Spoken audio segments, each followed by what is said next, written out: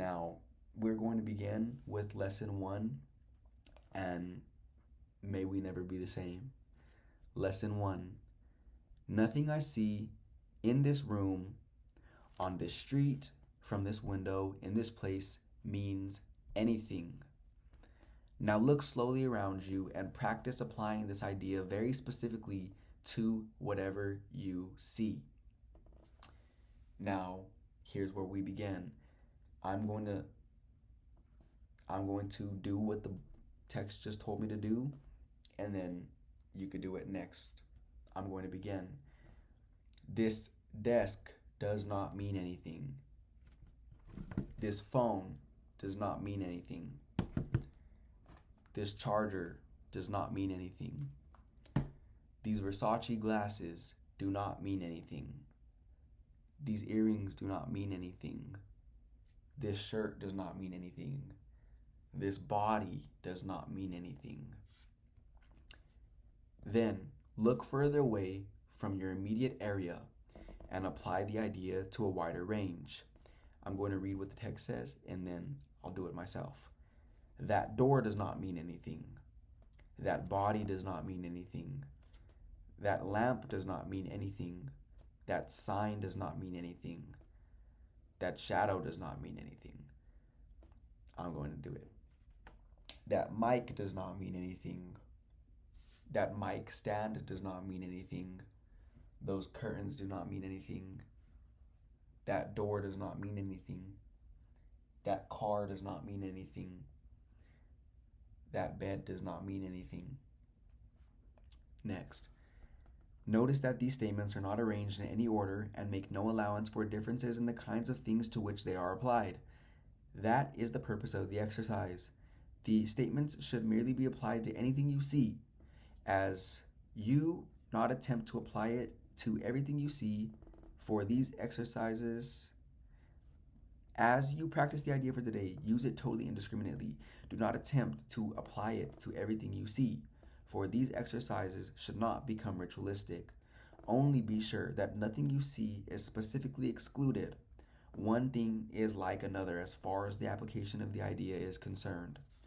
Each of the first 3 lessons should not be done more than twice a day, each, preferably morning and evening, nor should they be attempted for more than a minute or so unless that entails a sense of hurry. A comfortable sense of leisure is essential. That is the end of lesson 1.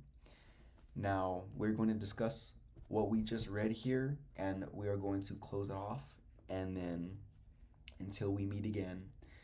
Lesson 1's powerful. You don't have to understand everything that we just read. I didn't either, and I had no clue why it was telling me to say nothing I see means anything, but I promise you lesson 2, 3, and so on are going to make it all click together in place to help you restore your natural state of being, so that way you understand everything that you see in this world means nothing.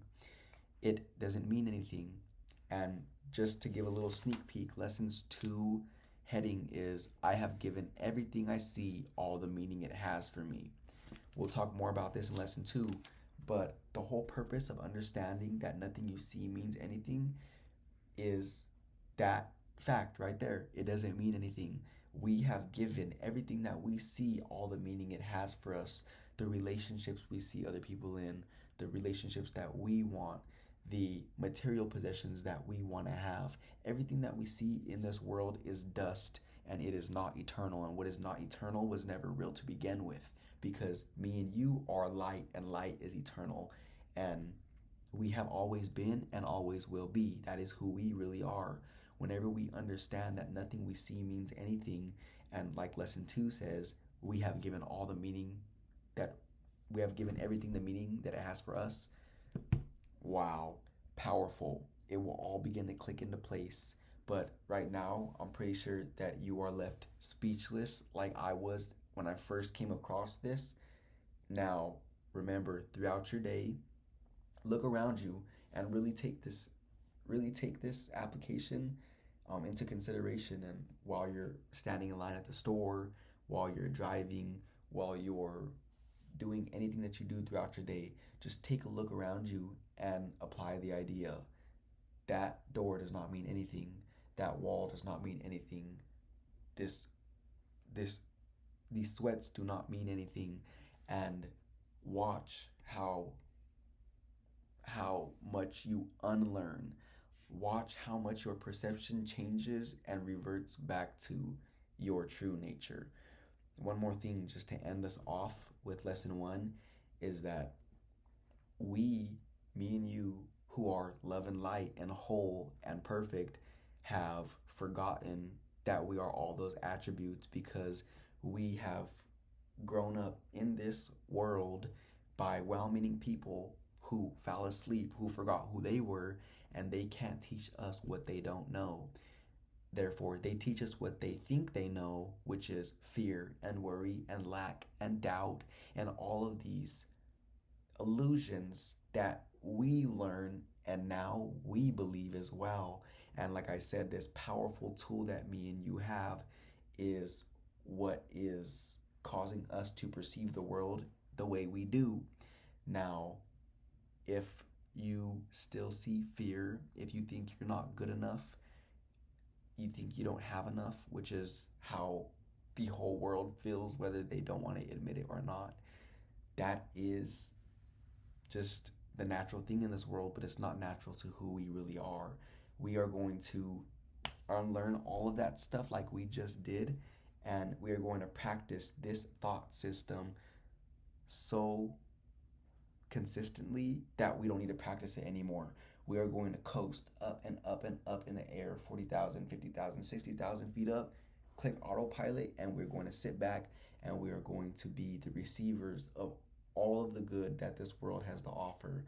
I appreciate you for tuning in and listening this long and really taking the time to unlearn everything that you learned while being in this body, so that way you can regain true knowledge of who you really are. And I'm telling you, whenever you reach that point on a consistent basis, I have no words for you, but you will see whenever you get there. And that's where I believe you are right now, if you really felt what we just read. Until then, I'll see you for lesson 2.